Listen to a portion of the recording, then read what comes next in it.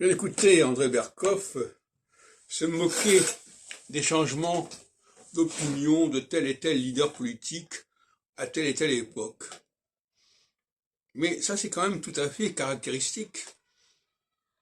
La notion, refuser le changement, c'est refuser la cyclicité. Refuser la cyclicité, c'est faire preuve d'une ignorance radicale. Car tout est cyclique et la structure de notre société est foncièrement cyclique.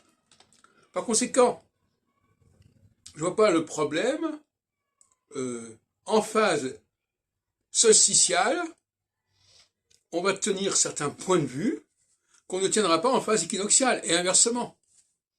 Il faut accepter cette dualité.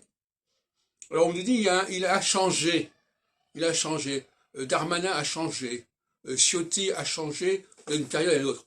Mais simplement parce qu'il y a un temps pour tout.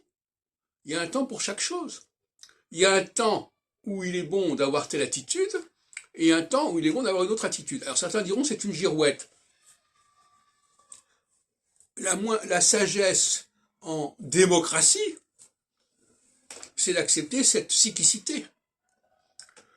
Alors évidemment, encore faut-il connaître les lois de cette cyclicité. Et les lois de cette cyclicité, ce ne sont pas les lois prévues par la Constitution.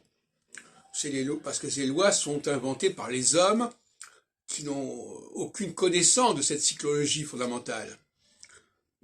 Mais aujourd'hui, en 2023, cette cyclologie, elle est à peu près au point.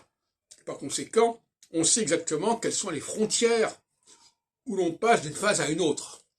Par conséquent, ironiser sur le fait qu'à telle époque, en 2000 ceci, un tel a dit cela et que maintenant il dit autre chose, ça n'est pas sérieux, ça n'est pas scientifique.